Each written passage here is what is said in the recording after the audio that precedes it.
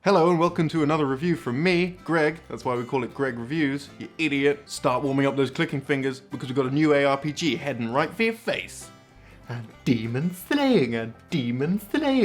Click it down, click it again. This episode I'm going to be reviewing Grim Dawn, fresh from Steam Greenlight. It was developed and published by Crate Entertainment, an indie developer. That's right, I like to review the big games from the big developers, but who doesn't love an underdog? And let's face it, they're the ones keeping the industry on its toes. Crate Entertainment are the spawn of Iron Law Entertainment, famed for their work on Titan Quest, an ARPG based on Greek mythology. The game takes place in the world of Cairn, which has become the home of an otherworldly war. Fucking demons, coming up from the ground, taking our jobs. Anyway, the human race has been all but destroyed. On the one side, we've got the Ethereals. These are some ghostly bastards who inhabit the bodies of the living. And on the other, we've got the Thonians, some gross hell demon beast things who want to destroy the bodies of the living. A real friendly bunch then, though kind of obsessed with the bodies of the living. I'll be honest, as I played through the game, it took me a while to realise that I was actually fighting two different factions. I just do what people tell me, man. I'm just a demon smasher, you know what I mean?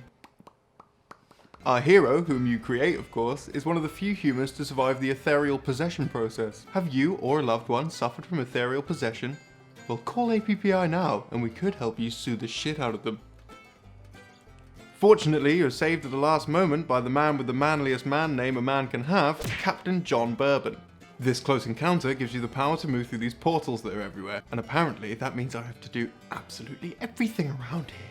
Pick up the mill, stop the guy burning his house down with his whole family inside, go pick up the kids from school, kill the giant fucking demon, go to Necropolis, sort out my taxes. I've got better things to do with my time. I'm lying, I don't. This is where we start, in a marshy, godforsaken, rainy landscape in a small stronghold that is currently under attack from hordes of the undead. Gosh, doesn't that sound awfully familiar? You remember Diablo 3?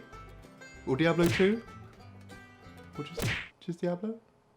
The gameplay is basically what we've come to expect from games like this. Clicking furiously even though you can just hold it down, but it wouldn't really feel like smashing demons' heads in without the feeling of carpal tunnel aggressively making its way up your arm. Naturally, I chose the warrior class because everyone knows that's the best way to start a new RPG. Keep it simple. However, when I reached level 10, I was told that I had to pick another class. After firmly deciding that I didn't want another class, because none of the other ones seemed to meet my all-out warrior needs, I reluctantly settled for the occultist, which is basically a summoner, and this made me a witchblade, and I'm okay with that. Witchblade.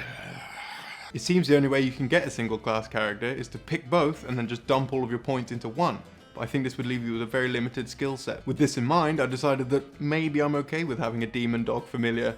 Come on, Matt Demon. Come on boy. Kill the zombies. You get it, buddy. There's a great passive skill tree. Each star sign ends with what I like to call an active passive, because I like things that don't make sense. That's why I dip my hummus in bread. I love hummus. This basically applies a chance to cast whatever the skill may be to an attack of your choice. Ooh, celestial falcons. I will call them space hawks. You have your standard set of monsters, your skeletons, your zombies, your angry humans, demons, wild animal... Hey, I see you up there, giant spiders. Ha, I have you now, you eight-legged... Oh, shit! Hey, that one looks like my mum's friend, Big Sandra. Face like a bag of spanners. 8 legs. You know the ones. Mighty thorax. How's your mum Spews doing? web. There are also some more original creatures that are pretty hideous to behold. Oh god, it's disgusting! Stop chasing me, please! Why me? Along your way, you discover shrines that require cleansing. In order to do this, you must make offerings of crafting materials, and in return, you'll get a nice item drop. Oh, this one there's no offering. Well, I mean, if you say so. Oh my god! There's plenty of lore, which I'm sure is very interesting, but you think I'm reading it while I'm slaying all these monsters? Does a bear shit on the Pope in the woods? Does the wood shit on the bear in the Popes? A narrator might be nice. I mean, basically what I'm saying is I'm too lazy to read any of it. If you did read any of it and it was interesting, please post a comment down below and just tell me what it said. There is also a reputation system. The more quests you complete or particular monsters you kill, raise and lower each respective reputation. This leads to the availability of more powerful items to purchase from a special vendor in each of the towns. Not sure why I need to know my reputation with the undead though. I don't want to sound racist or anything, but they don't even have any skin, and that means I hate them and their opinions don't matter. Something I really appreciate in this game is that the people who give you quests are not that specific about where your actual objective is, and the map doesn't drop a huge marker for you to run to. This forces exploration from the player and gives you a chance to really soak up some of the nice level design. Which reminds me, on Greg's officially recognised scale of good graphics in video games, Grim Dawn is basically the equivalent of a dusty fart. However, as I'm sure you know, these games are not made to rely on their good graphics, but more on atmosphere, which this game has in abundance. The style of the game is confused to say the least. If we take a look at Diablo, it's clear. Dark world, demons, magic, prophecy, knights in their armour, sorcerers have their robes and their staves, and so on.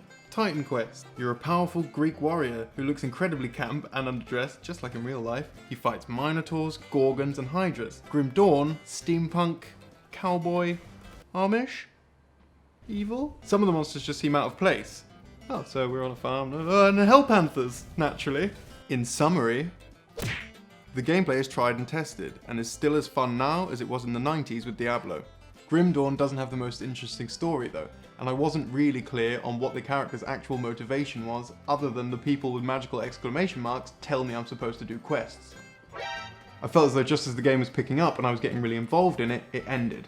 I guess you can go through and do it on the harder difficulties, and maybe that makes things a bit more intense. The confused tone of the game doesn't help you get into it, and I've seen better graphics in games like Path of Exile, which is also on Steam and completely free, though Grim Dawn is suitably atmospheric. Though the game is fine to play alone, it probably would have been more fun if I'd played with some friends. Maybe that's my new quest. Find some friends. Quest accepted. That's it for this review. Thanks for watching. Do you agree with what I said? Do you disagree with what I said? Do you like my hat? Do you think I'm an idiot? Do you want my chair? You can't have my chair, it's my chair. Don't forget to like and subscribe, and I'll see you next time.